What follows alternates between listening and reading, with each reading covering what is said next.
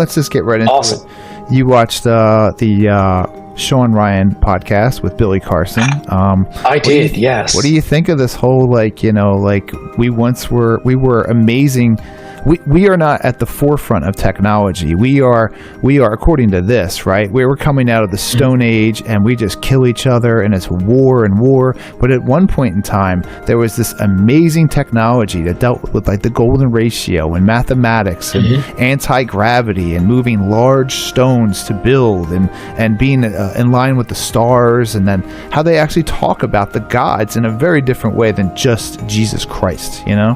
What did you get out of it? First time I listened to Billy Carson, at least specifically. Yeah. I'd heard of so many of his ideas before in different formats, right? Or pieces of them, you could say. It's Chariots of Fire was first introduced. It's called Eric Von Daniken kind of made it a bigger thing. I'm not sure. Yeah. What's interesting about listening to Billy Carson is he's like taking all the things that I remember hearing, you know, again, the bits and pieces over the years, and combining them. He's almost like flash rolling the information. So there was so much information that it was hard to keep track of everything. And I found myself rewinding bit by bit and listening to elements again and again. I'm impressed with Billy, because Billy has really, like, he's memorized the story, and even if it isn't like 100% accurate, because how is history ever that way? But the way he just throws out like the Enuma Elish and Enki and like the Torah and like Thug. There's so many.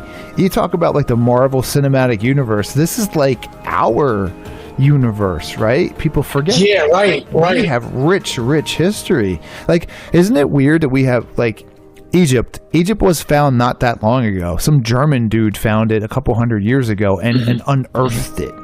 You know how much more stuff is under the dirt and the water? Endless civilizations. Yeah, these ancient civilizations are floating. You know, I like to think of it too. We think of, I don't know, when I was in history in school, like especially learning world history, ancient history, or whatnot. Right. It seems so distant, right? These people are, you know, they're not quite like us. You know, we're so much more advanced, right? We're so advanced. Like, they were all so stupid. They were so dumb. Well, you know, well, right. But then when you boil it down to it in a way, it's like they really are, they're humans too, right? So, and they're just like us in a lot of ways. And yet they built these phenomenal structures, like, for example, the pyramids of Egypt, or even the ones in Central America, where it's like those structures are still standing. They'll probably be standing hopefully long after our modern buildings are gone, you know. And almost all of the amazing ones have been unearthed, right? Imagine we live on a planet where we were like, we got this all figured out. We have nothing figured out. We really don't. I don't know if you're familiar with Angkor Wat. That place was founded. Oh, yes. Amazing. Famous temple in Cambodia, right? Yeah. Right. Machu Picchu. Somebody just stumbled upon that. Like, could you imagine like a rubble of like Dubai and New York City, and like, I don't know, like 8,000 years from now, they unearth New York City, right? Like, it's buried. I often think about that in funny sorts of ways. Not that I want anything to end, right? But I do think about that. And like, it will. It does. And it will, but it does, right? Because change is the only constant. It seems, among other things, change is really the constant. We look at it through our windows, our perspective, but eventually, like 10,000 years will go by, and 100 will too. You know? And I often have the jokes with people I talk with, you know, friends, family, and so forth. Or, you know, imagine, like, what are people going to think of us? Like, they'll find some, you know, ancient, for them, ancient piece of like my scarf, and, you know, like, what will they think of? There's one thing, and I'll tell it's just interesting. There's something I think of all the time that I don't think it's ever happened before. We have video footage, like this episode. When I'm done editing it, it'll sit there. We can rewatch it. We have a lot of footage of World War II, pictures of World War I.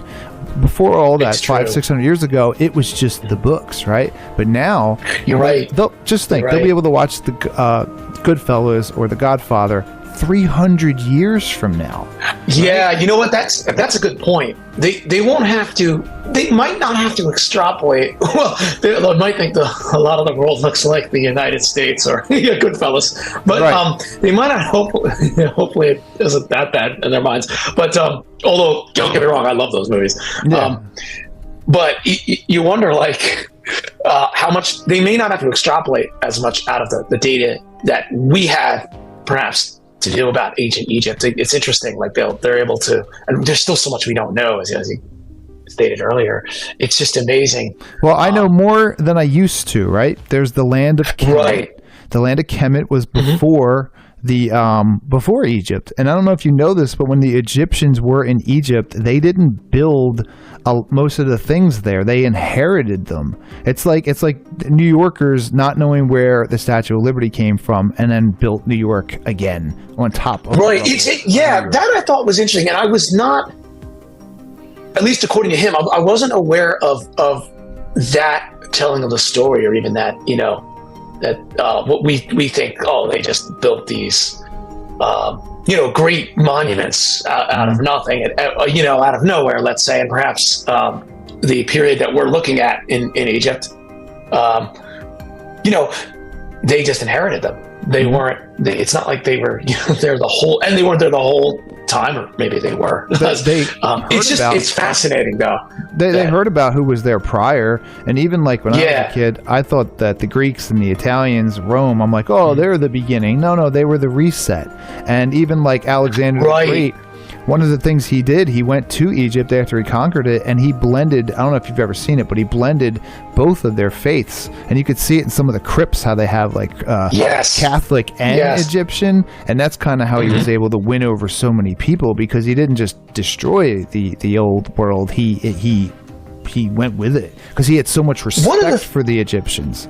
Yes. One of the things that really interested me, well, there are a lot of things that were interesting that he said, but one of the things that has interested me for a long time, even before I listened to Billy Carson specifically, was this, like, we tend to think of these like sort of atomized civilizations. You have like Egypt, say, and Sumeria, let's say, Roman Empire, so on, China.